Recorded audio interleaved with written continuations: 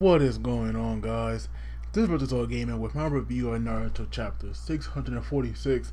In this chapter, at first it was like a little weird because I was like wondering what the hell was going on, because we see the Jubilee and he closing his eye, and then we see that it's kind of like caving in, and then we just see this like large bulge coming out of his body, which is like really weird. But when Obito had like lowered the barrier, and we just see like all these like tree branches coming out of it.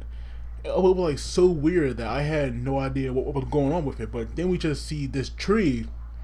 It's like coming out from it, and I was like, "What the hell?" Because at first I didn't get how this right here could be the final form for the Jubilee, but luckily they had explained it.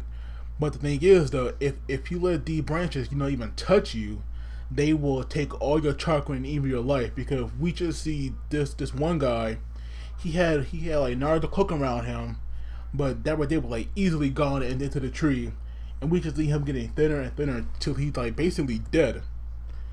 So now they all have to make sure they don't let any of these branches touch them, and then we have the Hatchery.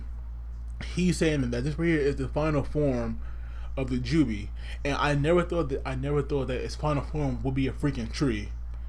But thank God we had Madara to explain this, because apparently that this tree held all the chakra of the world. So now it's just taking back. Now it's just taking back what rightfully belonged to him, because Madara said before man had even learned the concept of chakra, they had already been raging war against one another, and apparently somebody had wanted to end like all this war that was going on, and there was this tree called the Senju, and apparently if you ate this fruit from it, you would have the powers of a god. And one woman, her name was Otsutsuki Kaguya, she ate this fruit, and she had the powers of a god from that, and she was able to in all this war just by having this like one power, because she was the only one with chakra. So of course she could do whatever she wants with that power.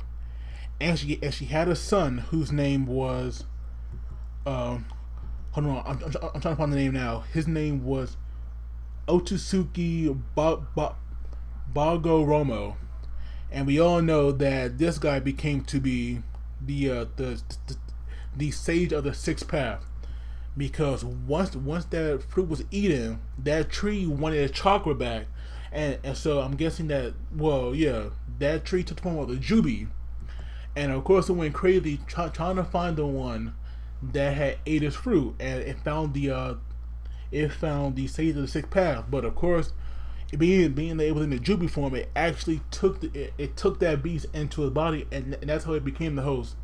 And I was wondering, like, how in the world does Madara know all of this? But he said that it was written on the tablets of the Uchiha. And it seems that like every major secret in Naruto can be like, tracked back to that tablet of the Uchiha. Like the Uchihas knew everything apparently. And I'm wondering, like, how come the Uchihas knew, but Hashirama and the single clan didn't? Like, how come that Uchiha ancestor knew everything while his brother didn't? I just don't get that. Like, to me, that was just like really unfair. But of course now, like, those two are like they having the dialogue back and forth while all the ninja are dying. They're like talking among themselves while all still fighting, of course, because Madara is not gonna let Hashirama, get away. But at the same time, I'm wondering, how is Madara going to be the one to cast this illusion? Because he said that he'll be the one that will cast the genjutsu. I'm wondering, how is that when Obito is the sage right now? But he said that when that giant petal on the tree blossoms, and when that eye is reflected by the moon, that's when their infinite Sokomi will be complete.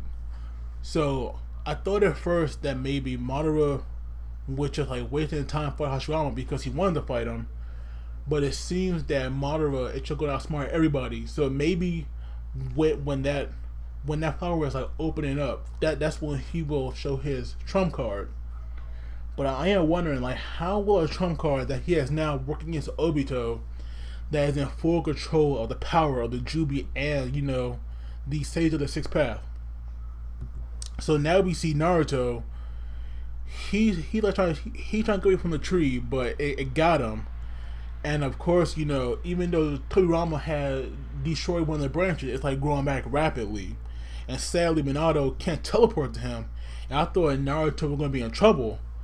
But holy crap, Sarutobi saved the day. He finally came back, and he did it in a big way. Like, all the time I was wondering, like, where the hell is Sarutobi? And luckily, he finally came back in this chapter.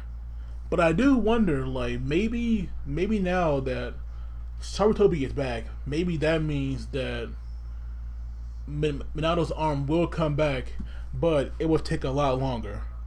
But I am glad that like Sarutobi's back, and hopefully now he can do a lot more, because it was so freaking stupid of them to bring back this character, check with him, to get the story right away before he can do anything. So I am glad that he's back, and luckily they all got away. And I do wonder, like, how come these branches aren't going after Sasuke and them, because we see that they're fine, but sadly we just see so many dead ninjas on the battlefield now. Like, it's really messed up how things have like turned out to be. And we see Sakura. I don't know what's going on with her, but she seems to have collapsed.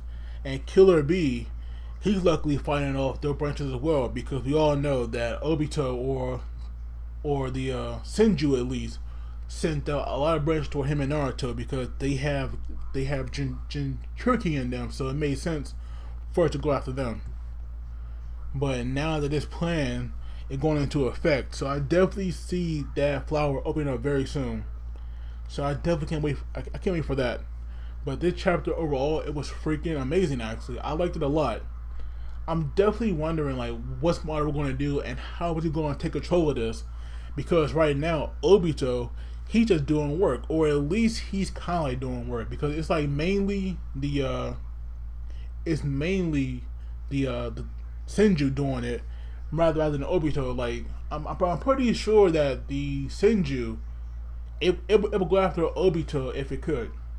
So I am wondering like why is that, because I know that if the Jubilee had went berserk and went after the Sage Path, then what's stopping it going after Obito now? So maybe Obito will have trouble, I'm not really sure. But as always guys, don't forget to like and subscribe, and as always, you gotta take it easy, and I'll see you all next time.